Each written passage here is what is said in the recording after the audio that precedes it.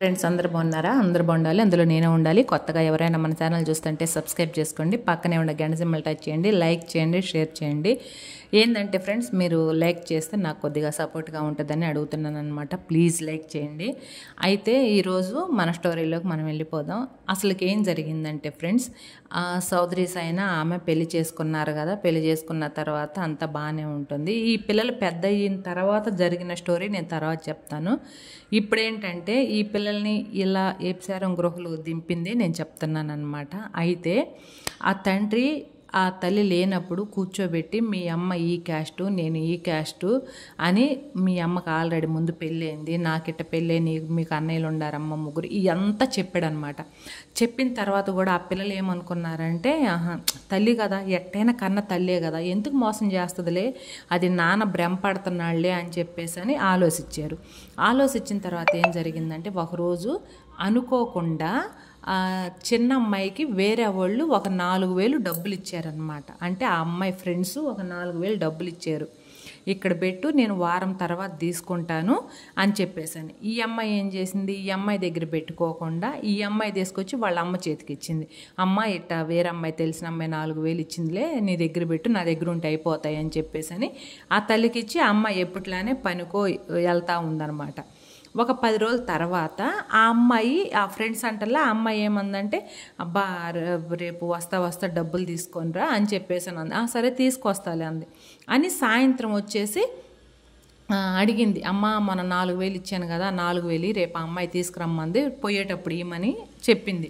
ఏ 4,000? ఆ 4,000 నేను ఎప్పుడో ఇచ్చా, అసలు నువ్వు నాకు ఇచ్చిన తర్వాత నేను ఇచ్చేసాను కదా నీకు 4,000, ఎమ్మటనే రెండో రోజే తీసుకున్నావుగా నువ్వు 4,000 అని చెప్పేసి అని అబద్ధం ఆడింది.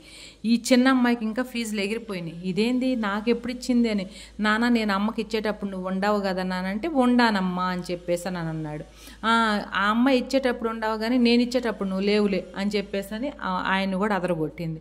ఈ అమ్మాయి ఏంటంటే, ఇంకా తెల్లారితే అమ్మాయికి డబ్బులు ఇవ్వాలి కదా, ఏంది మా అమ్మ ఇంత 4,000 దగ్గర ఎందుకు ఇట్ట అబద్ధం ఆడిందని చెప్పేసి అని మర్చిపోయిందా అని, అమ్మ నువ్వు గుర్తు తెచ్చుకమ్మా, నాకు ఈ లేదు, నువ్వు ఏడో పెట్టుంటావు కదా, చూడమ్మా అంటే, లేదు నేను ఇచ్చేసాను, నాకు ఇంకా మతిమరిపోయాను రాలా, ఎందుకు 4,000 కోసం అబద్ధం ఆడుతున్నావని ఇంకా ఈ అమ్మాయినే అదరగొట్టిందనమాట.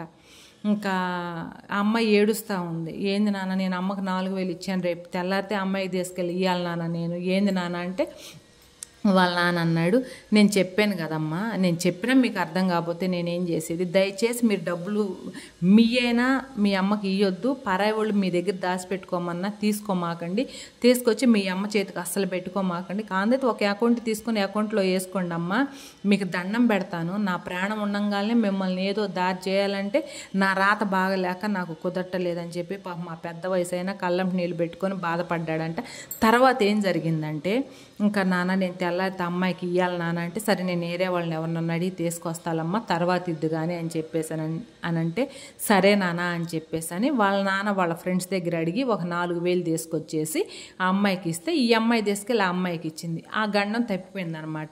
తర్వాత ఈ అమ్మాయి మనసులో ఇంకా అదే 4,000 దగ్గరే అబద్ధం ఆడింది, నేను ఇంతకుముందు మా అమ్మకి చాలా డబ్బులు ఇచ్చాను, అసలు ఆ డబ్బులు ఏం చేస్తుందో అడుగుదామని చెప్పేసి అని మామూలుగా, అమ్మ ఇంతకుముందు నేను చాలా డబ్బులు ఇస్తున్నాను కదా, ఏం చేస్తున్నావు ఏంటంటే, ఏం చేసేది ఏముంది, ఇంత కొంప కట్టాను, ఏం చేసేది ఏముంది, నేనేం మీలా ఖర్చు పెడతానా, ఈ కొంపకి అయిపోయింది కదా, అక్కడ అప్పు తీసుకొచ్చి ఇక్కడ అప్పు తీసుకొచ్చి మొత్తం ఇల్లు కట్టాను తీర్చేసానంటే, మేము సంపాదిస్తున్నాం కదా, అప్పు చేయాల్సినంత అవసరం ఏమి వచ్చింది అమ్మ అంటే, మీరు 10 రూపాయలు తెచ్చిస్తే చాలదు కదా, ఎంత కొంప కట్టినప్పుడు, మళ్ళీ నేను గ్రూప్లో తీసుకున్నా, ఇట తీసుకున్నా అట తీసుకున్నానని చెప్పేసి అని పిల్లలకి చెప్పింది అనమాట.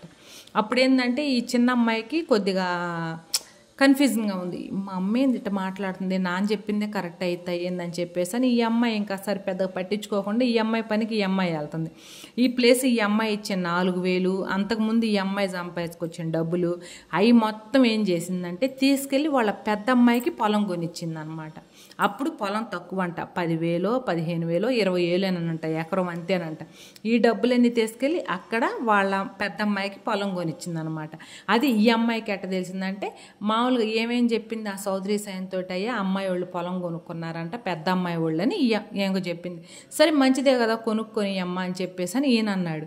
కానీ ఆ పెద్దమ్మాయి కూతురు ఉంది కదా, ఆ అమ్మాయి ఏంటంటే కొద్దిగా చిన్నపిల్ల తెలియదు. ఆ అమ్మాయి ఏం చెప్పిందంటే, అక్క చిన్నమ్మ ఇట్ట అమ్మమ్మ మాకు డబ్బులు తీసుకొచ్చి ఇచ్చింది, ఆ డబ్బులతోటి మా అమ్మోళ్ళు పొలం కొన్నారని చెప్పింది. ఇంకప్పుడు ఈ చిన్న అమ్మాయికి ఏం అర్థమైందంటే, అంటే నా డబ్బులు నేను ఇచ్చిన 4,000 ఇంకా నేను ఇచ్చినవి తీసుకెళ్ళి పొలం కొనిచ్చుకున్నా, కొనిచ్చిందా అని చెప్పేసి అని పడినా, సరేలే పోనీ మన అక్కే కదా అని ఈ అమ్మాయి కూడా వదిలేసింది. ఆ వదిలేయటమే చేసిన తప్పు అనమాట వీళ్ళు ఫ్రెండ్స్. నాకు తెలిసి ఆ వదిలేయటమే చేసిన తప్పు.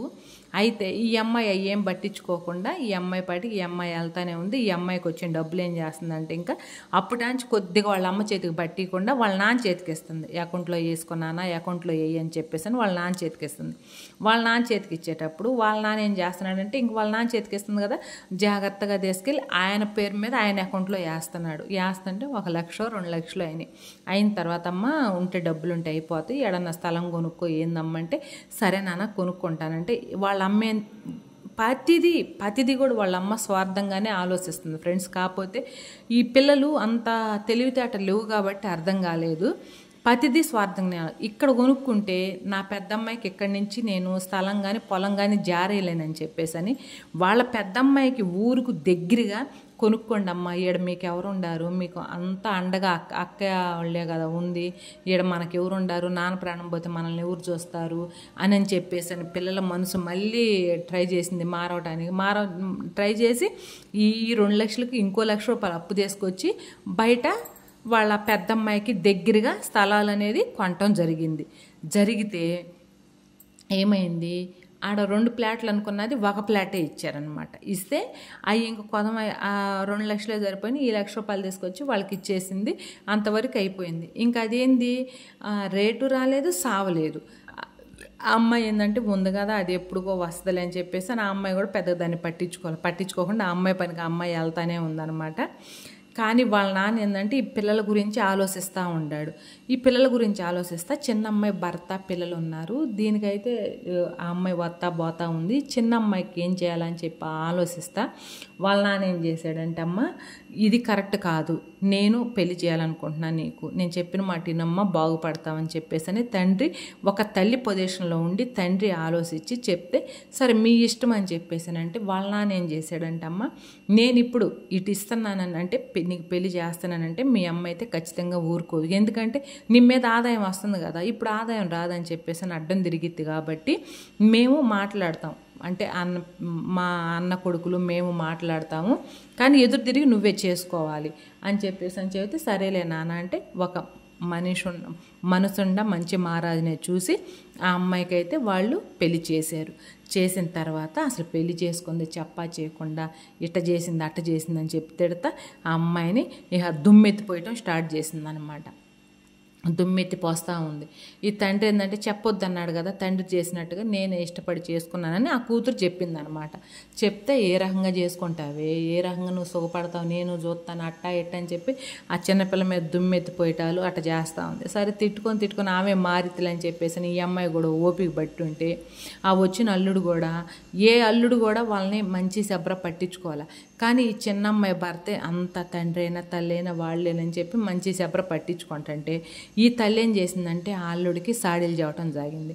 మా అమ్మాయి మంచిది కాదు, మా అమ్మాయి తిరుగుబోదు. ఎందుకంటే ఆల్రెడీ అంతకుముందు పెళ్ళైనప్పుడు ఆ అల్లుడికి కూడా అదే చెప్పింది కదా, మా అమ్మాయి మంచిది కాదు, మా అమ్మాయి తిరిగిపోద్దని. వాళ్ళని వీళ్ళకేమో మీ మొగుళ్ళు వస్తారులే, ఎప్పటికైనా మీరు మంచిగా రెడీ అయితే వాళ్ళే వస్తారని వీళ్ళకి చెప్పింది.